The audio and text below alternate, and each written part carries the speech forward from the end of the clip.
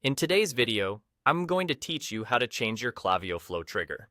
Now, you might have stumbled upon the rather frustrating realization that once a trigger is set for a Klaviyo flow, it cannot be changed directly.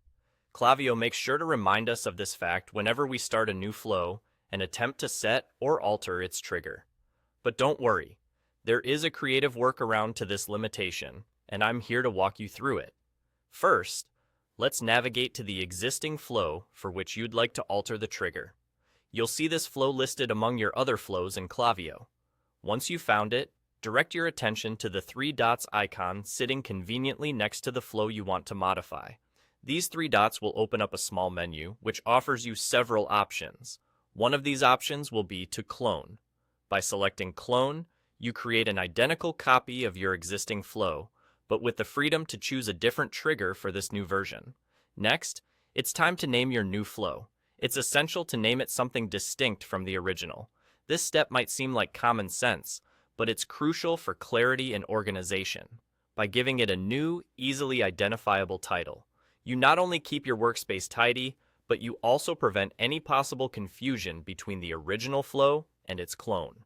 This renaming will allow you to quickly pinpoint which flow is which when you return later in your workflow. Here's where the magic happens. In creating this cloned flow, you now get the opportunity to select a brand new trigger. Yes, this is where the limitation of not being able to change triggers directly is cleverly sidestepped. The cloning process gives you a fresh slate to establish a different trigger appropriate for your needs. So, take a moment to consider what trigger will best serve your marketing strategy or desired outcome for this particular flow.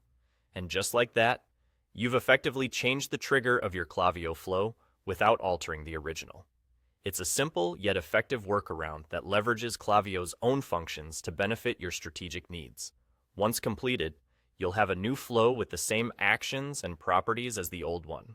But now, it starts whenever your new trigger condition is met. So there you have it, a straightforward and efficient method to change your Klaviyo flow trigger. This approach keeps your Klaviyo environment tidy and your marketing dynamics agile. With this in your toolkit, you can better tailor your flows to suit your ever-evolving marketing campaigns. Thanks for watching, and happy optimizing.